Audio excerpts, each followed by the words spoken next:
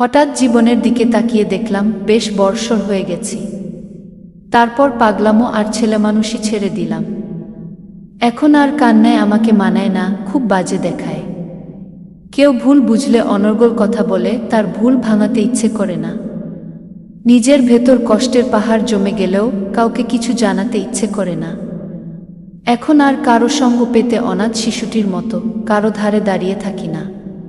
সময় মানুষকে বদলে দেয়, আঘাত মানুষকে পরিবর্তন করে।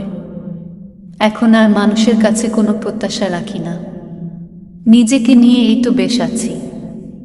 অফিস খাতায় নিয়মিত হাজিরা দিচ্ছি, সন্ধ্যারাত্রিতে নিজের মাথায় হাত বুলিয়ে ঘুম পাড়িয়ে দিচ্ছি, সকালে ফের নিজেই নিজেকে ডেকে দিচ্ছি। এই তো দারুণ আছি ব্যক্তিগত পৃথিবীতে। কখনো একা লাগলে কোনো সমুদ্র সৈকতে একটানা 4-5 ঘন্টা বসে থাকছি। সম্ভব না হলে ওয়ার্ড্রোব থেকে সুনীলকে বের করে পড়ছি।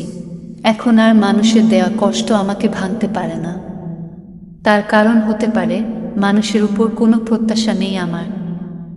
মানুষ বড় অকৃতজ্ঞ প্রাণী, তাকে যেভাবেই পোষা হোক না কেন, স্বার্থের জন্য সে যে কোনো সময় কামড়ে দিতে পারে। পত্রিকায় প্রায় উঠে আসে, অদ্ভুত সব প্রাণী পোষ মেনে তার মালিকের কাছে থেকে গেছে। আবার উঠে আসে 25 বছরের গল্প রেখে চলে গেছে মানুষ। আমি কোনো মানুষকে বিশ্বাস করব? আমি আমার জীবনের দুঃসময়গুলো এভাবেই কাটিয়েছি। যখন কেউ মোটিভেট করতে আসতো তখন বস্তাপচা বক্তব্য মনে হতো। কখনো বা আমাকে বলতে এসে কথার দোকান খুলে বসতো, আমি মাথা নিচু করে শুনতাম।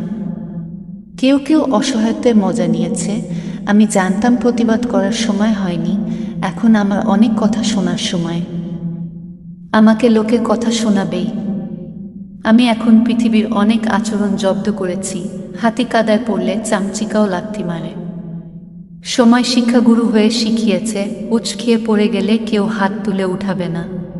এখন চুপচাপ থাকি, সাধ্য হলে করে দেখাই যা বলতে চেয়েছি, সাধ্যে না কুলালে আকাশ দেখি, তাকে সব বলে দিই। অনেক দিন এই পৃথিবীতে, এখানে বাঁচতে বাঁচতে প্রতিনিয়ত জেনে যাচ্ছি পৃথিবী এক চমৎকার গ্রহ। এখানে সবকিছুই সুন্দর, শুধু মানুষ ছাড়া। অথচ শুনেছিলাম মানুষের জন্যই পৃথিবী সৃষ্টি করেছিলেন আকাশ।